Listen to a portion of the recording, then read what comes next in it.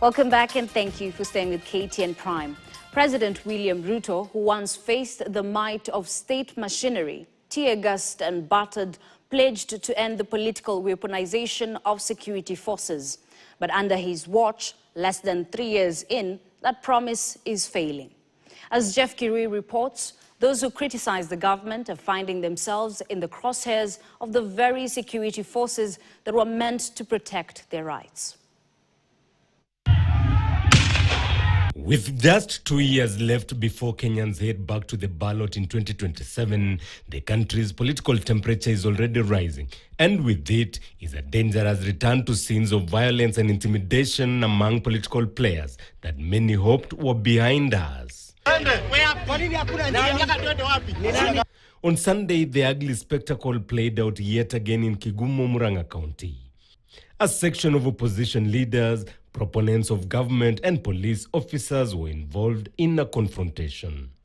Moments after leaving AIPCA Kahuro Church, allies of former Deputy President Rigathi Gachagua were confronted and dispersed by police officers who blocked the road to prevent them from holding a rally at Ngonda shopping center. 3 bullets passed through the body of my car, and I was particularly the target. And I believe it was an attempted assassination. We want to condemn that act strongly and tell the police, unfortunately, they are being used by politicians. Gachagua, who is currently on an extended visit to the United States, has broken his silence, condemning what he calls a worsening culture of political intimidation. According to the former DP, the government is deploying state machinery to suppress dissent and silence critical voices. We are the lowest in terms of brutality and violation of human rights back at home. The government has panicked and it has become very brutal. However, Murang'a is just the latest chapter in a growing pattern.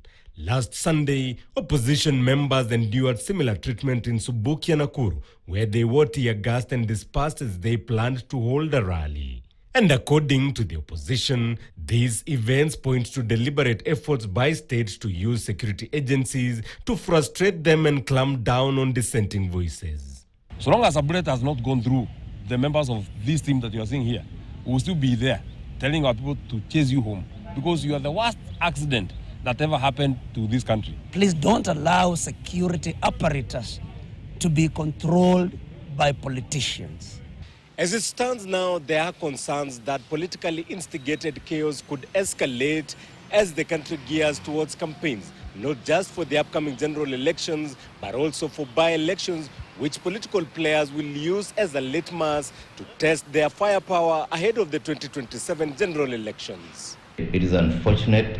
It has to be tamed. The National Police Commission of Kenya is an independent institution. Wakenya wengi watachukia serikali, watachukia uongozi wa sasa. In the run-up to the 2022 general election, President William Ruto made a commitment to Kenyans that his administration would refrain from using security agencies to settle political scores. And let me say it looking at Kenyans. The office of the president will not be used to use the criminal justice system against my opponents or for any political purpose. And that I can sign off as William Ruto. However, 3 years into his administration, the regime is facing accusations of clamping down on dissenting voices using those very security agencies. Jeff Kirui, KTN. For millions, starvation is not a distant threat, but a daily reality.